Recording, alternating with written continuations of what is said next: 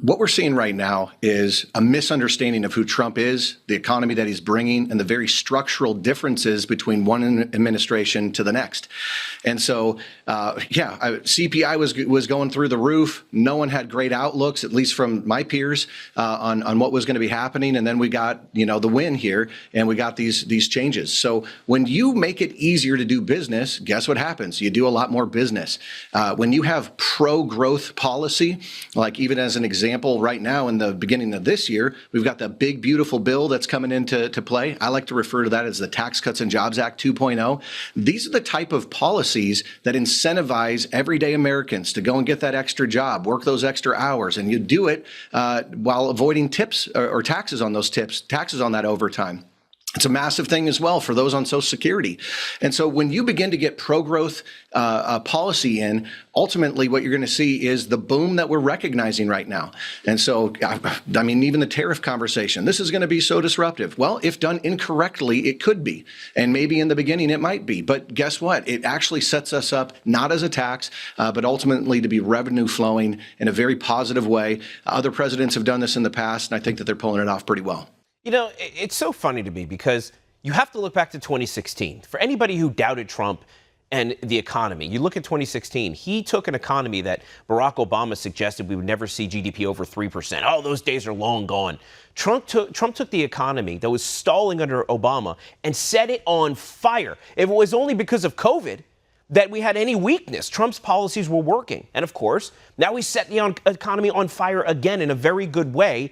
And why do people doubt his ability to make this economy the hottest economy in the world? And people put their money where their mouth is. And now are people starting to have that confidence that Trump knows what he's doing? Is that why we're starting to see Dow 50,000? And are people feeling really good about investing in the United States at this point?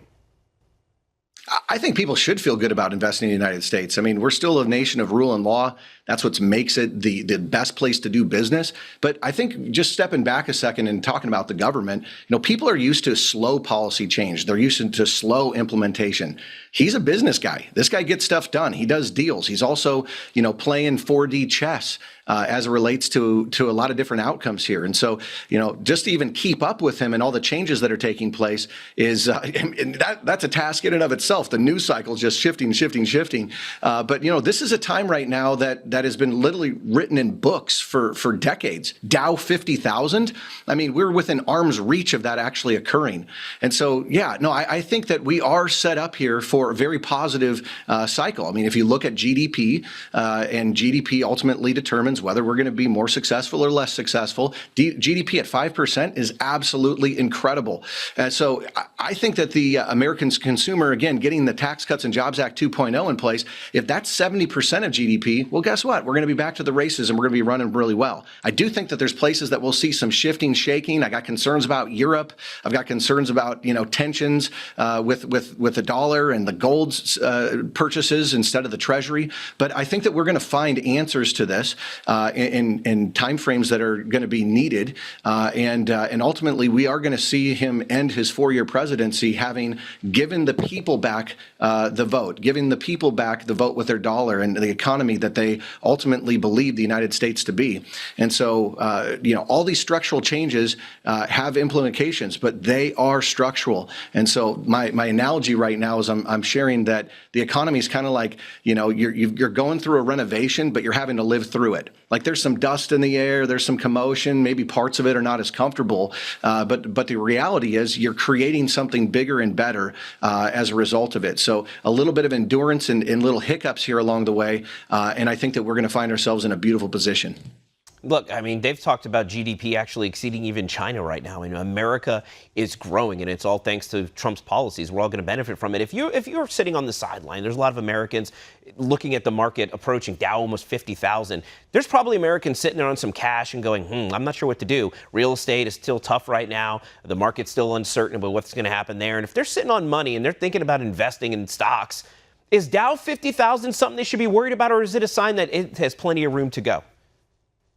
Well, I think the Dow 50,000 is just the next marker in where we're going. Now, let's just be clear about something. If there's inflation in some area, it's in real assets. And so if you don't have money that's working right now or allocated in some particular way, you will kind of be left behind in this economy because it's going to grow all these different organizations and companies. So if you want to get, aligned with these right ideas, you're going to be like a ship with the wind in the sails blowing here into the future in a very positive way. So yeah, we're in a great spot. Dow 50,000 doesn't bother me. I will say the heavy concentration in just a few positions in like the S&P 500, that's a little bit concerning.